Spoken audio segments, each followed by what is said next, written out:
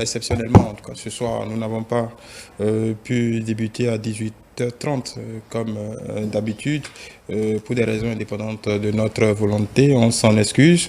Là, nous allons nous consacrer à décrypter quelques sujets d'actualité.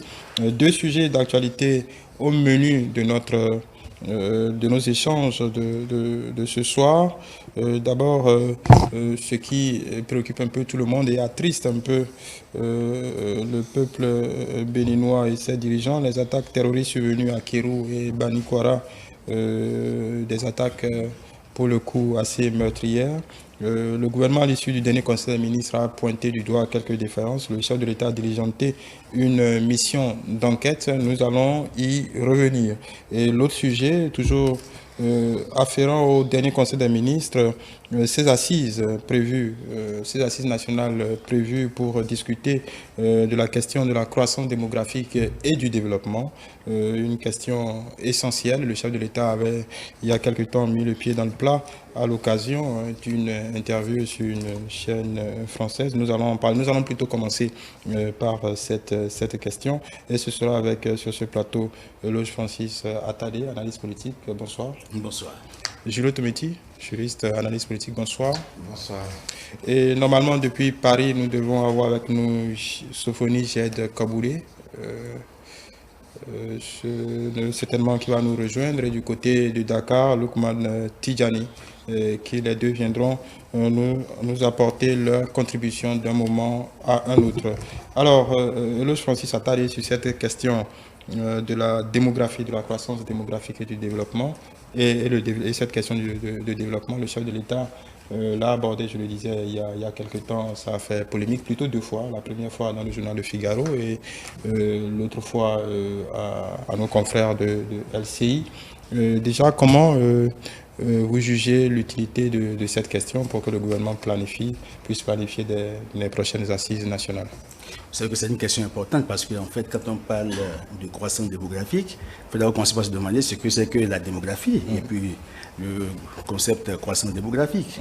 La démographie, en fait, c'est l'étude de la population dans un environnement donné. Et quand on parle de croissance démographique, c'est la variable, en fait, qui étudie. C'est la mesure de la variable de la population dans un espace donné sur une période donnée. Et ça permet de voir à peu près si la population a augmenté ou si elle a diminué, et en fonction du mouvement de la population, définir les défis en fait, et adjoindre les mesures qui pourraient apporter le bien-être aux populations, notamment en termes de santé, en termes d'éducation, en termes de politique publique, en termes de logement, en termes de soins de santé. Vous savez évidemment que c'est des défis en fait qui s'imposent à nous. Vous savez que la population mondiale d'abord, en 1800, était de 1 milliard. Nous sommes passés maintenant à 7,8 milliards. Et selon les estimations des experts, des démographes de l'ONU, nous serions autour de, je crois, si tout va bien, 10 milliards autour des années 50, horizon 2050. Oui, 2050, nous serons autour de 5 milliards et quelques, et puis après, 10 milliards, si la dynamique continuer. Or, au Bénin, si vous savez que nous étions à 3,3 je crois, millions d'habitants en 1979. Nous sommes passés à 10 millions en 2013. Et puis, nous sommes à 12 millions plus. Nous tutoyons les 13 millions. Il y a un recensement qui est en cours. Et le recensement permettrait d'avoir à peu près le chiffre exact, l'estimation. Et en fonction du chiffre que nous aurons, les politiques publiques vont se mettre en place. Donc, l'État a besoin de maîtriser la population pour pouvoir définir les politiques qu'il faut afin d'atteindre ce qu'on appelle le bonus démographique, dividende démographique, et en termes plus simples, l'émergence en fait. C'est ça ce que les politiques visent. Or, il faut maîtriser la population pour que les choix qui sont faits par le gouvernement puissent atteindre les cibles et afin que le bien-être soit au rendez-vous. Donc, les assises en fait vont consister essentiellement peut-être à mettre l'accent sur la conscience, la parentalité responsable, puisque nous sommes dans une transition démographique. Nous ne sommes pas un pays très atypique, mais il faut aller à la maîtrise de la population pour que les politiques soient mieux maîtrisées pour une atteinte des objectifs de développement. Horizon, il faut tenir compte de la feuille de route, évidemment, de l'OUA, de l'UA. Horizon 2063, Il y a des estimations qui sont faites et il y a des consignes qui ont été, des orientations qui ont été données. Vous savez qu'il y a eu une conférence internationale en 1994 déjà, au Caire, en Égypte, où on a parlé de la population, on a vu la dynamique démographique et il faut maîtriser cette dynamique pour que nous puissions réussir à impacter nos populations africaines. Voilà. Vous savez évidemment qu'en Afrique, ça évolue plus vite. Ça évolue très vite. Par contre, en Amérique, en Asie, il y a plutôt des en Océanie, de ce côté-là, c'est un peu plus moyen, mais c'est très faible en Europe. Des pays comme la Russie, l'Allemagne, c'est presque nul. Donc, c'est comment mettre cette croissance qui préoccupe les gouvernants aujourd'hui en Afrique et c'est ce qui justifie les assises qui sont annoncées pour septembre 2023, je crois. Voilà. Jed, Sofoni Kaboudé et Lukman Tijani nous ont rejoints en temps. Monsieur Kaboudé, bonsoir. Je rappelle que vous êtes économiste et directeur. Vous êtes économiste et directeur général du think tank l'Afrique des idées. Si vous êtes en ligne, on sait très bien que cette question de corrélation entre démographie et développement est quelque peu préoccupante. Alors, au cours de ce relevé du Conseil, quand je lis le relevé du dernier Conseil des ministres, il y a un exemple palpable qui peut servir de fil d'Ariane à notre discussion.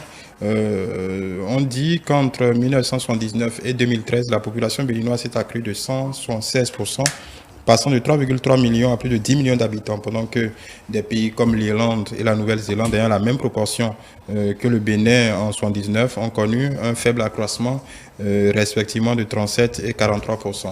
Bon, ceci corrélé au niveau de vie du... Alors, moi, je me Oui.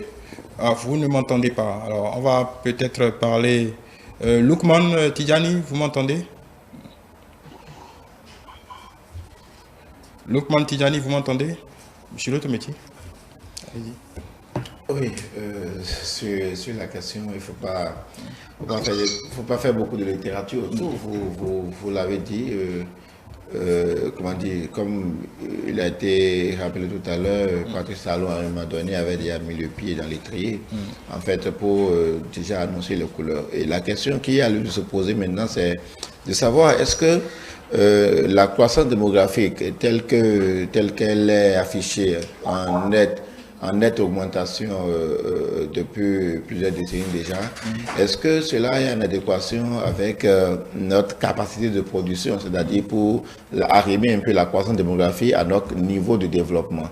Ou bien est-ce que la croissance démographique pourrait constituer un levier pour le développement? Moi, je me pose la question de savoir quel est in fine le résultat qu'on recherche. Est-ce qu'à terme, parce que nous avons une nette croissance démographique, est-ce qu'on réfléchirait d'une certaine façon, comme il avait été déjà dans les années 90, à une sorte de régression ou bien de stagnation démographique?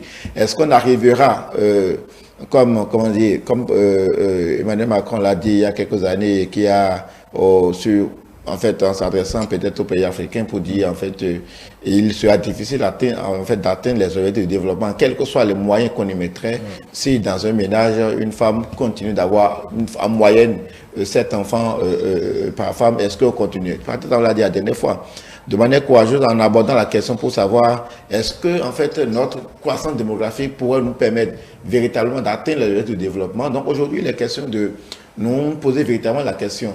Et je suis, je ne parviendrai forcément pas aux mêmes conclusions que le chef de l'État ou le président Macron, mais je suis d'accord, davantage rassuré par rapport à la démarche.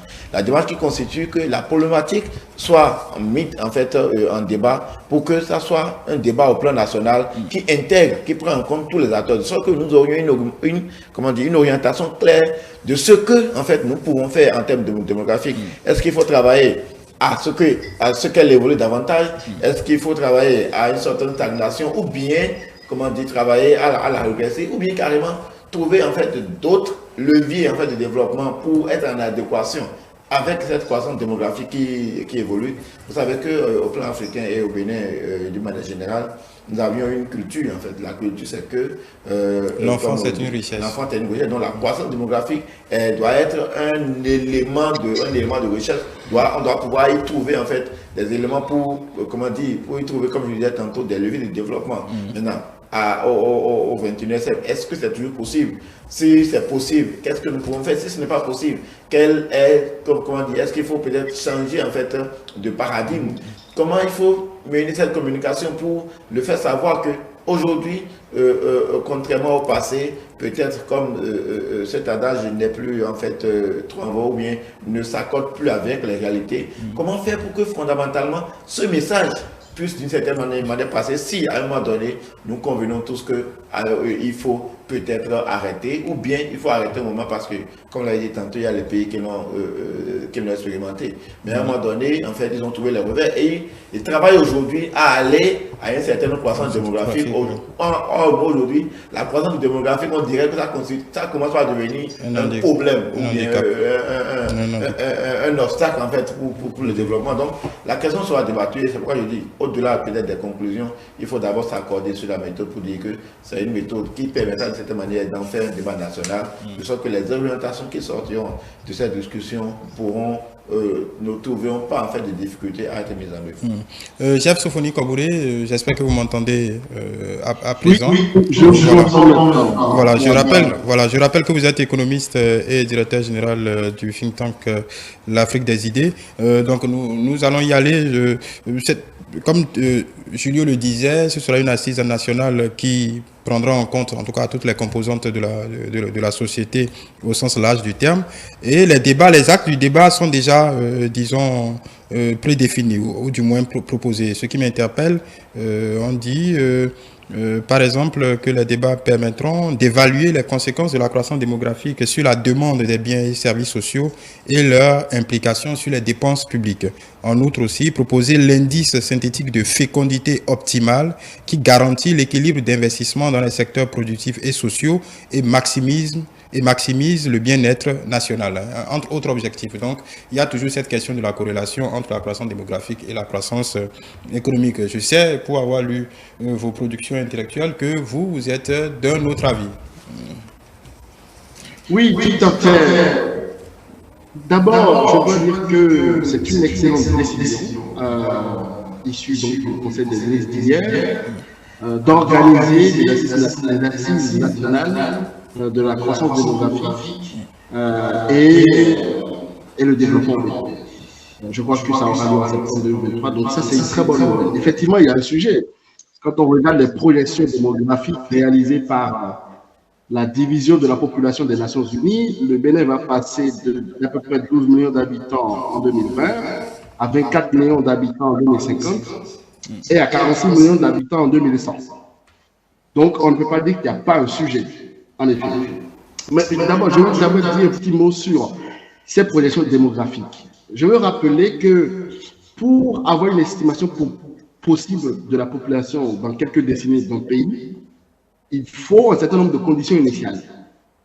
D'abord, il faut avoir une idée de la population actuelle, ce qui n'est pas tout à fait trivial, car il est admis qu'à tout instant, la population d'un pays est connue au mieux avec une précision de l'ordre de 2%.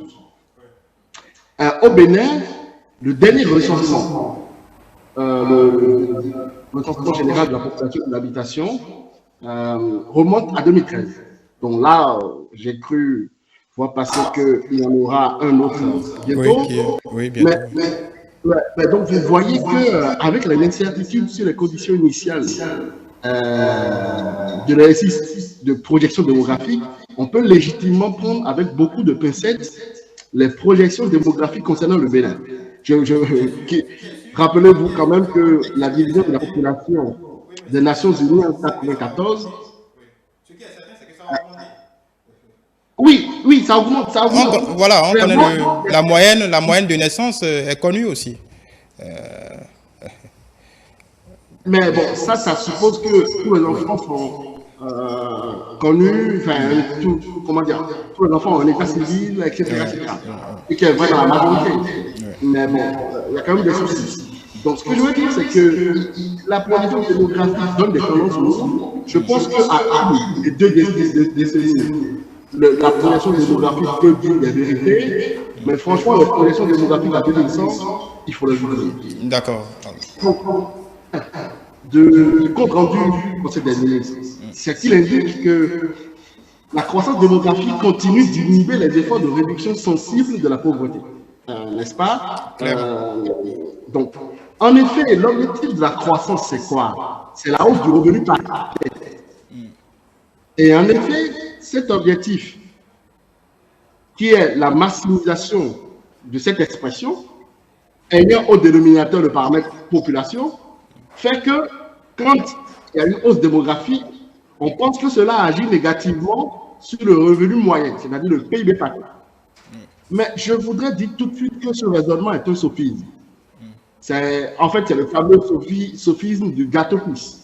Vous savez, on dit qu'il y a un gâteau, ben, s'il y a plus de monde autour de la table, ben, il y a moins de gâteaux pour tout le monde. Oui. Eh bien, en fait, c'est un raisonnement totalement erroné. C'est une erreur conceptuelle fondamentale. Parce que l'accroissement démographique a fait partie intégrante du processus de développement de tous les pays aujourd'hui dits économiquement avancés. Oui. L'épisode du baby boom, juste après la Seconde Guerre mondiale, est particulièrement illustratif. Je crois qu'il serait approximatif de considérer que la croissance démographique de l'Europe au XIXe siècle a eu une influence déprimante sur le développement économique de l'Europe. Ça n'est pas vrai. En réalité, l'idée qu'il y aurait une forme de passivité de l'homme quand il rencontre des problèmes économiques n'est qu'un mythe malthusienne. Ça n'existe pas. L'innovation, c'est démontré aujourd'hui qu'elle est fonction directe de l'effectif de la population. Ça nous rappelle la fameuse phrase qu'on cite souvent qu'il n'est de richesse que d'hommes. Oui. Il est évident que la croissance démographique constitue un défi pour tous les États du monde d'ailleurs. Mais en dernière analyse, la croissance économique repose sur deux piliers. En dernière analyse, la démographie, donc le nombre de personnes au travail, et la productivité. Combien de choses il produit par an.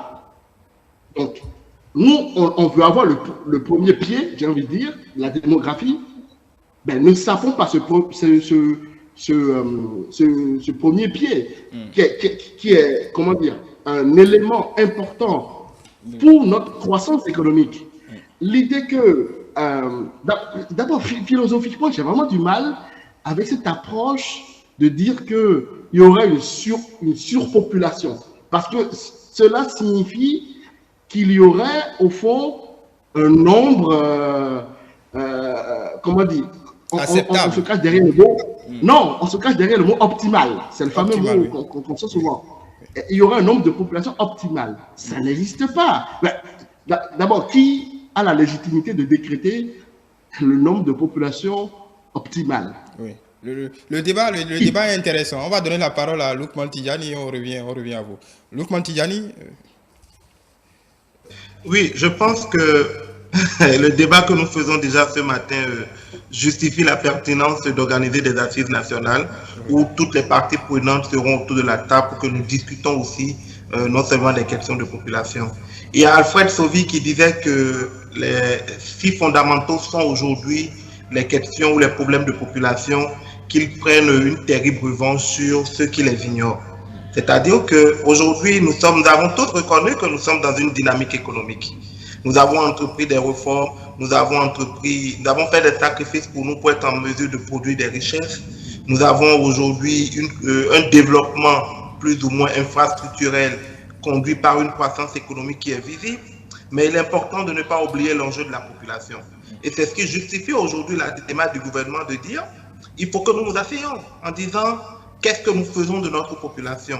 Comment est-ce que nous faisons davantage que la population que nous avons ou les projections en matière de population que nous avons puissent être des facteurs de développement ou de croissance économique durable?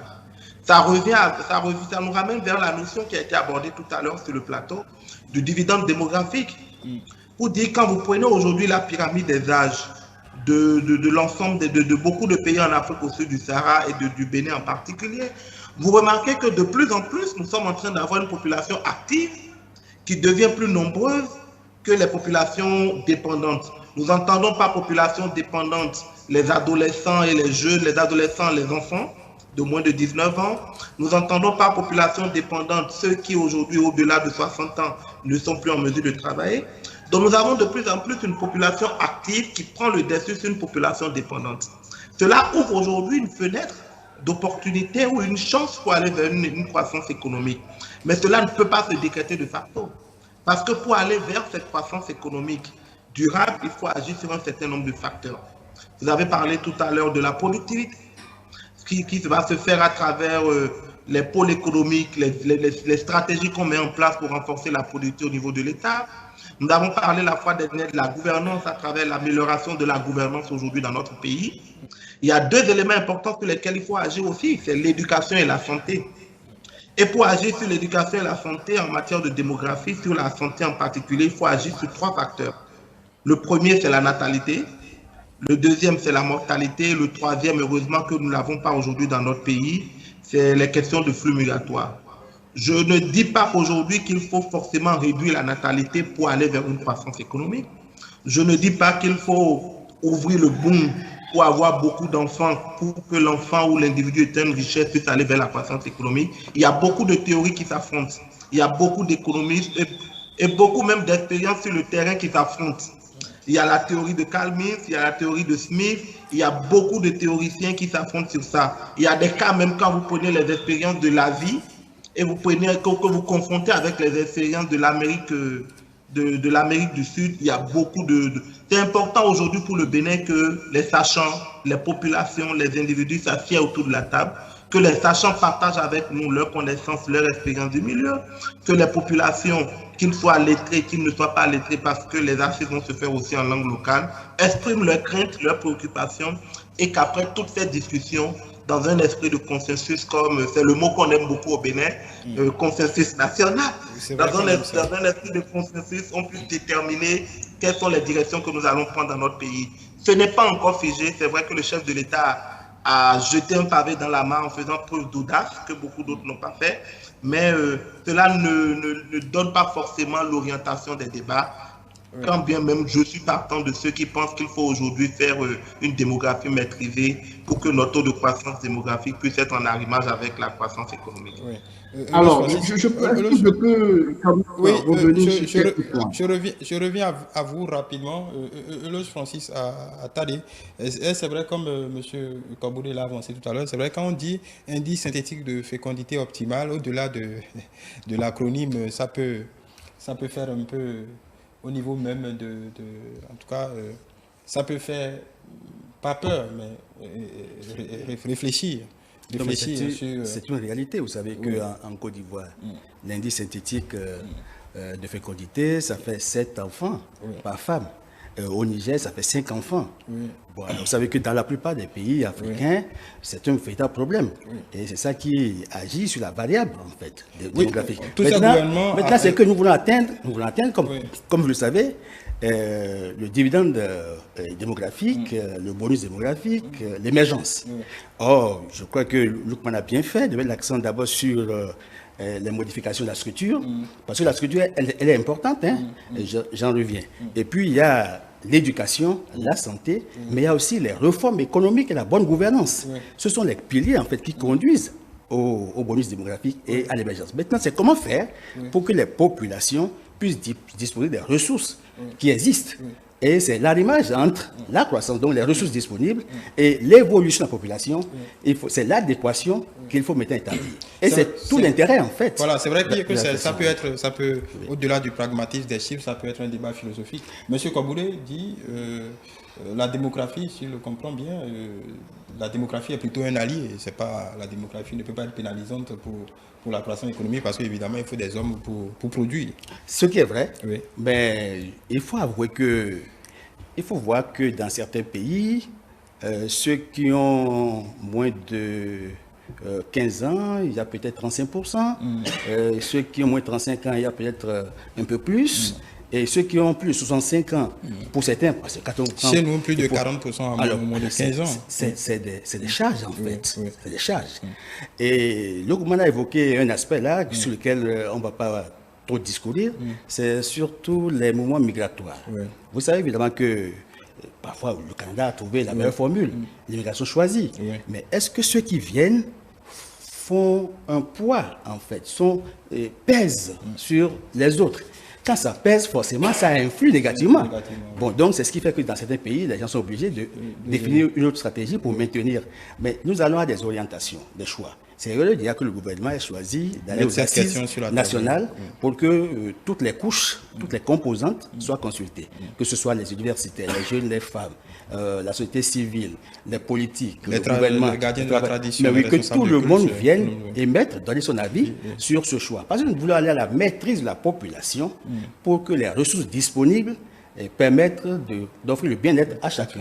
Maintenant, faire en sorte que les efforts qui sont faits par le gouvernement ne soient pas inhibés, parce que le souhait, c'est faire en sorte que nous puissions corriger les chiffres de la pauvreté pour que nous puissions aller au bien-être. Et si les politiques publiques ne peuvent pas impacter, ça veut dire qu'il y a un problème. Donc c'est comment poser le diagnostic de façon correcte et avoir des solutions. Il peut arriver que, évidemment, la population soit un gain, comme en Chine, parce que ça peut permettre d'avoir la croissance et faire du pays une puissance. Mais dans les pays africains où nous avons un niveau de développement plus bas, vous savez évidemment que dans les pays développés, pour faire par exemple un recensement, même en une journée, mais chez nous, je crois que c'est 21 jours on a dit, mais parfois on dépasse. Et c'est chaque 10 ans. Mais comment faire pour que nous ayons les meilleurs outils d'analyse, d'appréciation pour des politiques efficientes? C'est tout l'intérêt en fait des assises pour que nous puissions aller au développement durable. Oui. Julio Tometi, est-ce que vous comprenez la position de M. Soufouni Kaboulé? C'est plutôt se focaliser sur, sur la productivité. Et l'autre aussi, pour compléter ma question, est-ce que ce n'est pas aussi, en posant la question comme ça, pas aussi, on ne pose pas aussi l'incapacité des gouvernants à trouver des politiques publiques efficientes? Parce qu'on ne peut pas ne pas poser la question. Justement, et c'est pourquoi je partage presque entièrement la position de M. Kobolé, en ce sens que la question qui se pose aujourd'hui, c'est quoi? Est-ce que notre croissance démographique est un frein ou bien un atout? En fait, c'est la question qui nous sera posée. S'il fallait aller à un référendum, c'était est-ce un atout ou un frein? Et je me dis, en fait, le débat est peut-être presque faussé à la base. Presque faussé en ce sens qu'il y a déjà une sorte de prise de position d'une certaine façon. On le verra ou non, il y a déjà une prise de position, même du premier d'entre nous d'une certaine façon, qui a déjà donné, qui transparaît clairement. C'est pour cela que je dis que le débat est presque faussé et je me demande si ça ne va pas fondamentalement peser dans la balance. En ce sens qu'on pourrait se poser la question autrement. Nous avons une croissance démographique, mais les chiffres montrent clairement que la population active est dans une sorte il y a une certaine proportion, en très bonne proportion en fait dans la croissance. Qu'est-ce qu'on fait pour mettre en fait cette population active véritablement au travail? C'est-à-dire quoi? En assurant d'abord, comme Luc l'a dit tantôt à la base, la santé et l'éducation d'une certaine façon. Comment mettre des politiques publiques en place qui tiennent compte de la croissance démographique et non penser que la croissance démographique est un frein d'une certaine manière ou bien contient un élément de faiblesse pour les politiques publiques qui sont en train d'être mises en place. Pourquoi ne pas arrimer les politiques publiques à la croissance démographique ou non, et non chercher à contraindre ou bien orienter, je dis, pourquoi ne pas orienter les politiques publiques vers la croissance et non chercher à orienter la croissance vers les politiques publiques. Je pense que en fait, la première stratégie serait beaucoup plus porteur parce que, en fait, je me demande comment on va arriver à nous faire dire aujourd'hui, c'est vrai que les choses évoluent et la réflexion évolue, à nous faire dire en tenant compte des expériences passées un peu autour de nous, que c'est fondamentalement à cause de notre croissance démographique que nous n'arrivons pas à nous développer. Alors que nous avons une tradition qui fait que, à un moment donné, il a été clairement montré de certaine façon, chez nous, de certaine façon, que fondamentalement, ce n'est pas le nombre, peut-être, je ne peux pas parler de la natalité, que le nombre d'enfants ne fait pas toujours obstacle, en fait, au minimum pour vivre. De sorte que je me dis, en termes plus pour revenir un peu plus fond, comment arrivera-t-on de cette manière à convaincre en fait nos populations de ce que, parce que vous savez, ça s'est déjà passé une fois, avec, comme je disais, je le rappelle tantôt dans les années 90, où la politique était de contraindre, c'est pas de contraindre, mais d'orienter la sensibilisation, la réflexion autour de la réduction de la natalité. Vous avez vu, dans tous les cas de figure, ça n'a pas porté les habitudes. On l'a produit.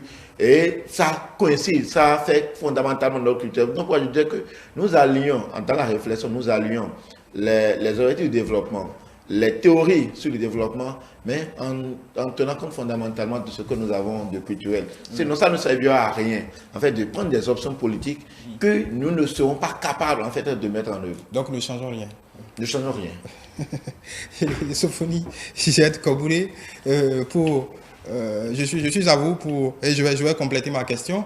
Est-ce qu'on peut dire, vous parliez de l'après-guerre tout à l'heure, mais est-ce qu'on peut reconnaître quand même que tous les grands pays, que ce soit les pays européens, les asiatiques surtout, ont à un moment ou à un autre essayé quelque peu de jouer sur leur démographie avec des politiques incitatives. Aujourd'hui, des pays comme la France ou l'Espagne se plaignent du faible taux de natalité. Il y a urgence. Il y a urgence aussi au Japon, il y a urgence en Chine. Est-ce que, si on considère la transition démographique dans les autres pays, pratiquement tous les autres continents ont à un moment ou à un autre essayé d'agir sur cette donnée-là. Pourquoi pas nous?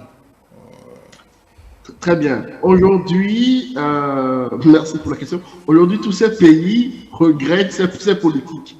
Le président chinois l'a regretté, etc. etc. Bon. Si vous voulez, j'analyse tout ça demain matin. En allant au boulot, faites un tour à la SONAEC et achetez le livre L'Horizon africain que j'ai écrit il y a 3 ans. Oui. L'Horizon africain qui analyse la démographie sur tout le continent africain, pays par pays.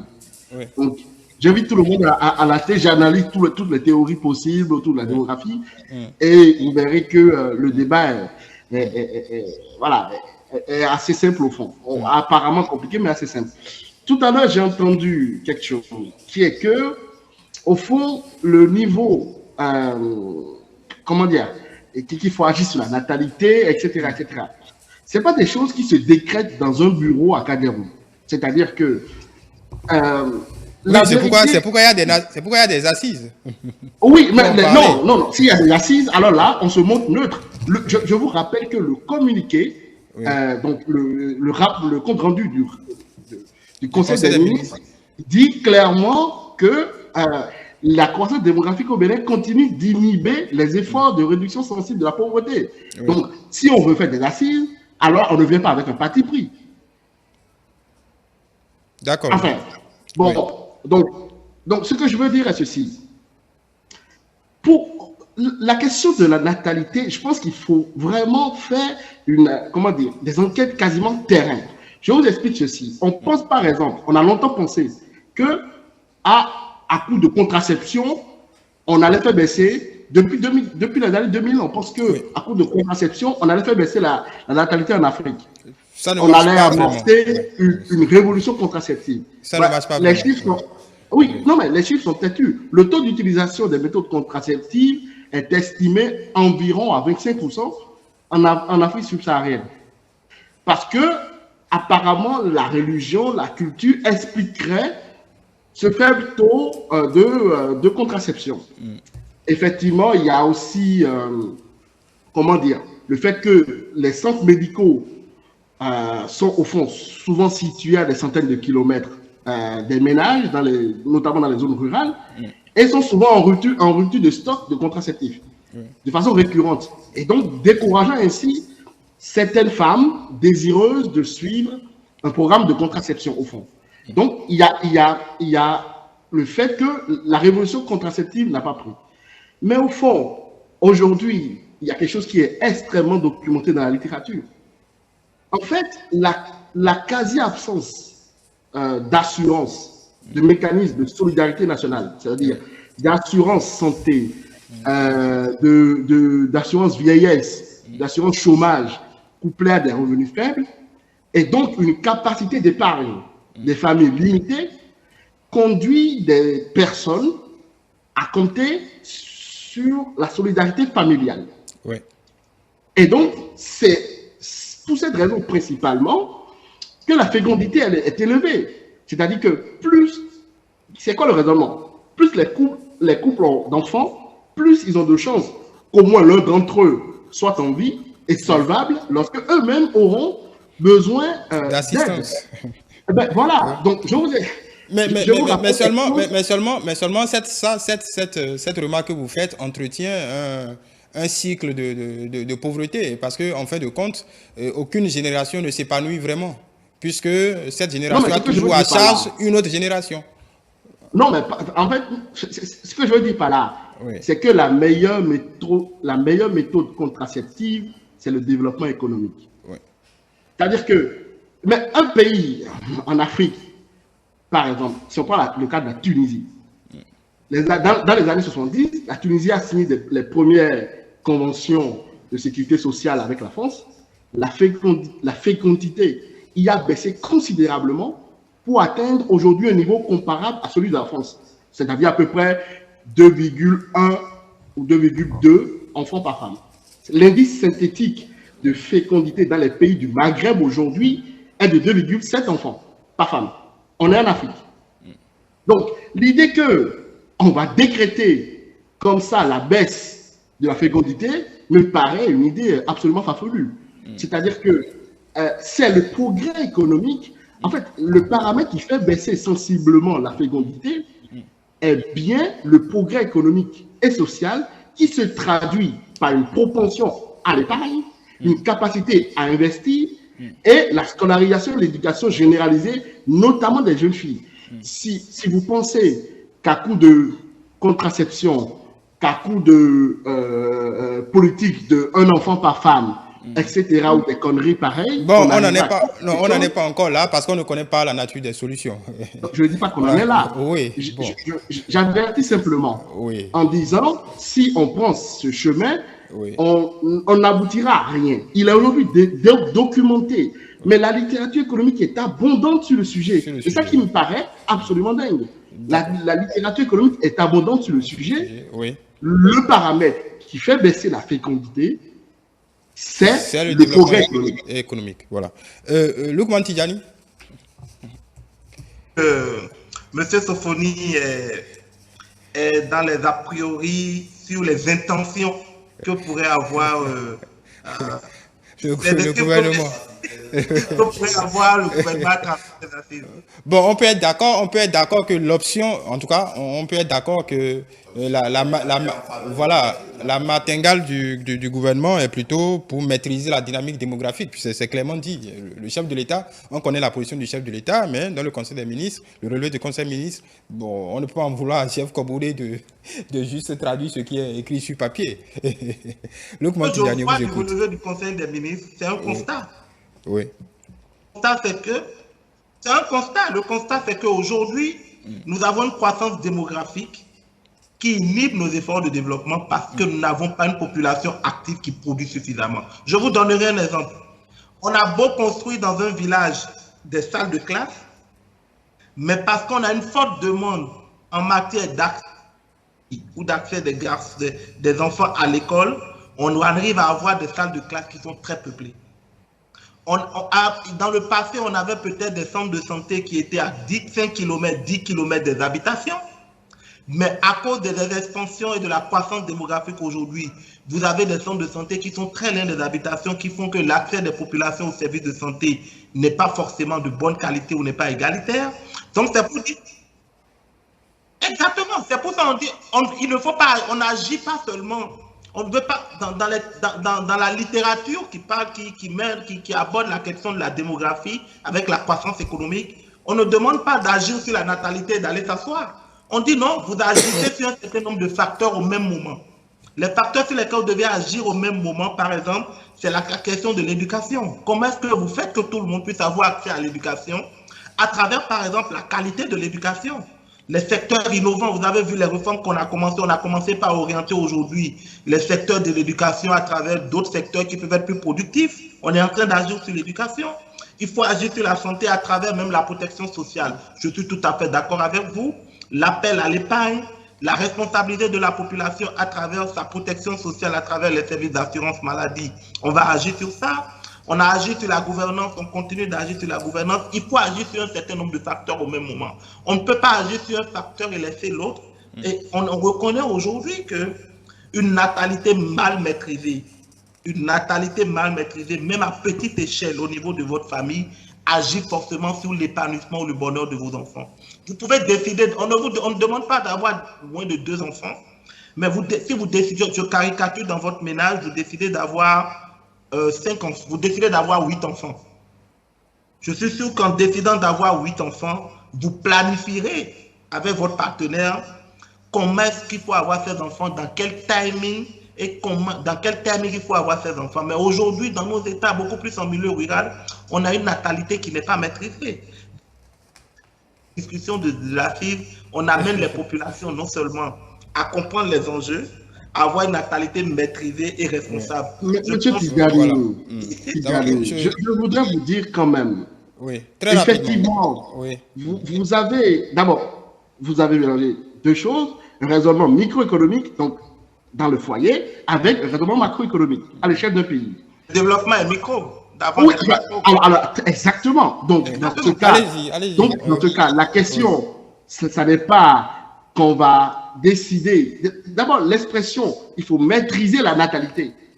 C'est pour moi. Non, on parle de maîtriser la dynamique démographique. Personne ne veut maîtriser la natalité. D'accord, maîtriser la dynamique démographique. Oui. Dans l'histoire, il n'y a qu'un seul paramètre qui permet de maîtriser la dynamique démographique, comme vous l'appelez. Oui, le développement économique, vous l'avez dit. Mais et voilà, et surtout, il faut comprendre pourquoi.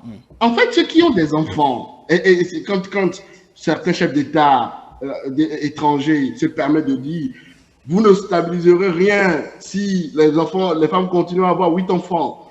D'abord, on peut noter la condescendance, mais le problème, c'est pas que la femme ait 7 ou 8 enfants, c'est quel est le raisonnement, parce que c'est un agent rationnel. Quel est le raisonnement qui l'amène à avoir 8 enfants? Et ça, on l'élude totalement. Mais écoutez, vous êtes dans un pays où l'espérance de vie est au mieux à 60 ans. Vous êtes dans un pays où vous n'avez pas d'assurance vieillesse, vous n'avez pas de minimum vieillesse. Vous êtes dans un pays où vous avez des revenus faibles ou des assurances santé qui n'existent pas. Au fond, et vous êtes dans un pays essentiellement agricole. Donc, la logique est quoi? C'est que si on doit cultiver un champ, si on maintient toutes choses égales par ailleurs, c'est-à-dire qu'il n'y a pas d'amélioration dans les techniques utilisées pour... Il faut de la main-d'œuvre. Il faut de la main-d'œuvre pour cultiver. Il faut de la main-d'œuvre. Donc, quand vous êtes dans cette pratique et dans ce contexte, il est rationnel d'avoir 7 enfants. 7 enfants, oui. Bon. Maintenant, si vous sortez de ce contexte avec le développement, avec le progrès économique, donc notamment l'industrialisation, il est, comment dire, je peux vous sortir 50 000 papiers. Oui. On va y revenir. Je pense que j'attends Piaf de réagir. Je reviens à vous, Lukman. Allez-y. Non, je crois qu'évidemment, au-delà de tout, nous devons aller à la parentalité responsable. En fait, il faut saluer le gouvernement qui a eu l'option d'aller aux assises. Les assises permettront d'abord de poser le diagnostic stratégique, de définir la vision, les orientations, puis les mécanismes de mise en œuvre. Ça veut dire que ce soit un débat ouvert dans la plurisectorialité, pluridisciplinarité, l'interdisciplinarité, avec des options qui sont partagées par même les populations de nos campagnes, le peuple lambda. Ça veut dire évidemment que même si le gouvernement part avec le postulat qu'il faut aller à la maîtrise de la dividende, le débat en plénière permettra de retenir de façon consensuelle, parce qu'il y a des points de désaccord et des points d'accord. Oui, ça a commencé sur le plateau. C'est ça. Donc, j'ai été heureux et j'aimerais qu'on aborde ce sujet avec plus de lucidité et qu'on dépassionne le débat. Je crois que... Non, le débat n'est pas passionné du tout. À l'occasion des assises... personne n'a parlé à l'occasion des assises, je suis d'avis, parce que vous savez, de façon triviale, on dit que la table du pauvre est maigre, mais son lait est fécond. Vous savez évidemment que c'est comme ça, parce qu'on s'ennuie, on n'a pas de télévision. Donc, mon grand-père, on s'adonne au sport le plus commode. Ah, mais voilà, c'est ça. Et je suis l'autre métier. Non, il y a cette question qui revient souvent, la question de parentalité responsable. Non, je pense que c'est carrément comme une sorte d'insulte. En fait, il y a qui ont 10 enfants, 20 enfants, mais quand vous leur demandez ils savent pourquoi ils ont 28, 10 enfants. Koblé le disait tantôt, nous sommes dans un pays où le taux de mortalité infantile est élevé, par exemple. D'autres vous diront que lui, il a fait l'option d'avoir au moins 5 enfants, de sorte que même en tenant compte de nos systèmes sanitaires défaillants, même en tenant compte des risques que nous courons au quotidien, même si peut-être un ou deux arrivent à partir, qu'il a un minimum de 3 ou 4 qui va lui rester. Il vous dira, si lui il a un enfant, 2 enfants, et que les 2 enfants se font emporter par une certaine maladie, qu'est-ce qu'ils deviennent d'une certaine façon? Donc, en fait, les gens ont un raisonnement, d'accord, qui s'accorde à leur, comment dire, à leur production. À leur production. L'autre chose, dans notre contexte, il le disait tantôt, nous sommes un pays agricole. Et ça, c'est quoi je disais qu'il ne faut pas oublier en fait d'où nous venons. C'est vrai que nous sommes à Cotonou et tout ça, mais en fait nous sommes un pays essentiellement agricole. Et beaucoup plus ceux à qui la question s'adresse, en fait ce n'est pas dans les centres urbains. Généralement, vous l'observez, ce n'est pas dans les centres urbains. Il faut considérer ceux à qui véritablement on s'adresse. C'est dans les zones rurales, dans les zones là, où les soins de santé ne sont pas ce qu'ils sont, où l'éducation n'est pas ce qu'il est d'une certaine façon. Donc, je pense fondamentalement, en fait, lorsque vous avez atteint, vous-même, si on ramène la question à une question un peu plus micro, lorsque vous avez la fille, le garçon qui ont été à l'école, c'est déjà un facteur de réduction de la natalité parce que la façon de réfléchir est toujours autre. Lorsque vous avez atteint un certain nombre de niveaux de vie, vous avez forcément tendance à voir les choses autrement que les autres. Donc, c'est-à-dire, c'est une question, je disais que le développement va s'accorder avec la globalisation. Il n'y a pas d'un point de base que parce qu'en fait, il dit que en fait, on produit plus, parce qu'on dit que dans l'hypothèse où on perdrait 1 ou 2 enfants, mais des gens meurent de maladies banales parce qu'il n'y a pas le million de ressources pour payer juste un paracétamol. Alors, il a peut-être 10 enfants et il est incapable, et un palu, une fièvre, emporte un enfant. Mais à qui la faute? Qu'est-ce qui fait qu'il n'a pas il faut aller à la parentalité responsable. Qu'est-ce qui fait qu'il n'a pas les moyens de subsistance? Non, ce n'est pas prioritairement les charges. C'est prioritairement le niveau de vie.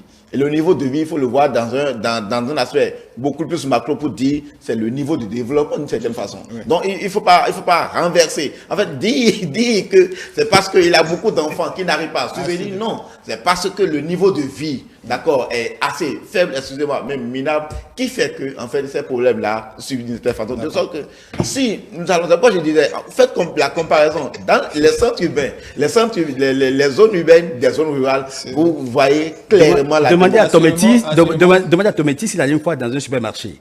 Oui. Vous allez avec un budget peut-être de 100 000 francs ou 50 000 francs, mais vous avez tellement de choses que vous voulez acheter. Oui. C'est à vous de gérer votre budget pour ne pas prendre tous les produits si vous allez au commissariat.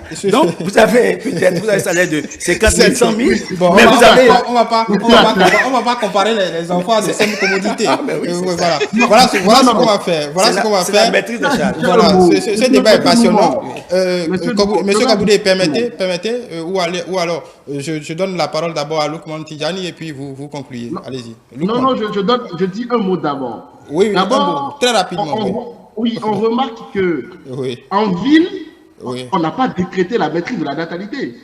De facto, le développement économique en ville fait que les gens... Bon, on n'a encore rien décrété du tout.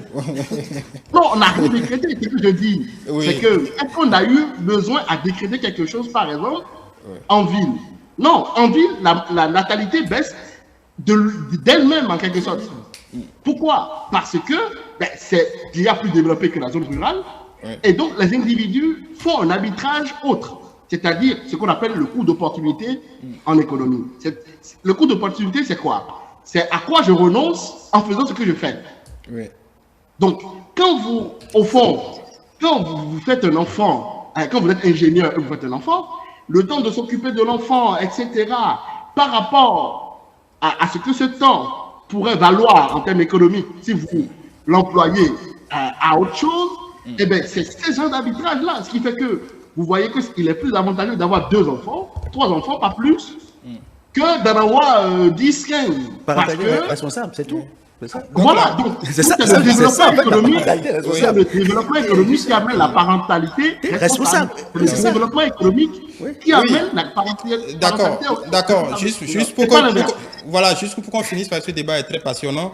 Mais on peut comprendre que les décideurs soient face à un problème pragmatique. C'est-à-dire que par rapport aux ressources disponibles, ils sont obligés de faire des arbitrages. Pendant ce temps, la machine à procréer, elle, est toujours en marche au même rythme. Donc on peut comprendre qu'à un moment, un décideur se pose la question de savoir qu'est-ce qu'on fait. Donc on ne peut pas, ce n'est pas forcément mauvais. Il faut acheter le livre qui s'appelle L'horizon africain à la Sonatrach. Non, il faudra conseiller ça à nos décideurs, c'est ça. Voilà, exactement. Je suis prêt à même le ventiler gratuitement, d'accord. Voilà. Ils comprendront. Lukman Tidjani, pour finir. Je comprends bien la posture de M. Tometier et de M. Pokouvé sur le plateau. Je vais simplement dire juste que ne faisons pas l'amalgame entre le développement économique et le changement de mentalité. Ah oui, si. Vous avez des gens qui sont en périphérie, qui sont en centre-ville, mais qui ont toujours dans leur mentalité d'avoir 10 enfants. Ils sont en ville. Ils voient le développement des infrastructures, mais ils veulent avoir 10 enfants.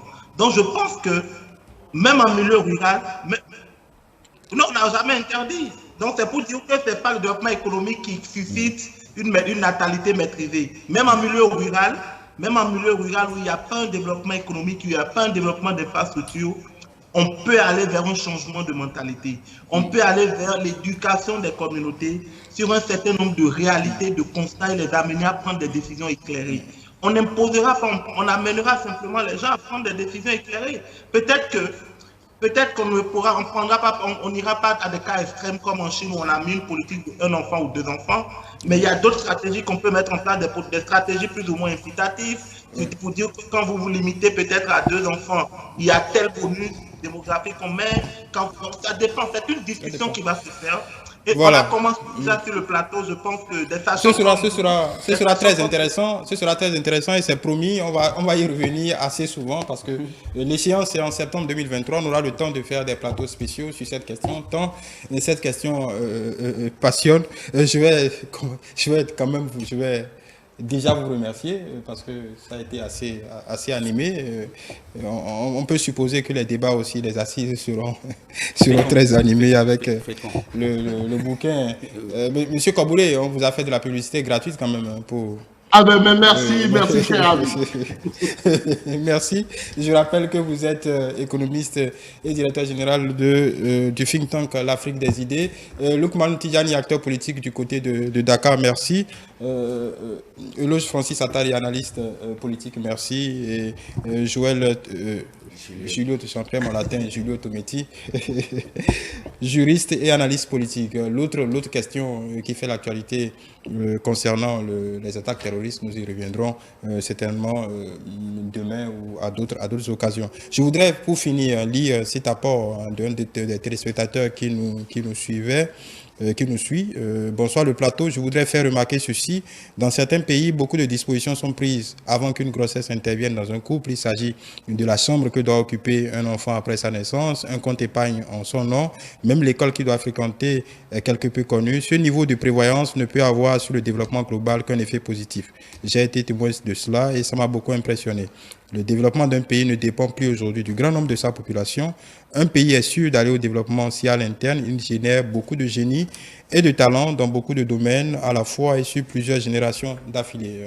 C'est une réaction de Joël Marie depuis Abomey-Calavi.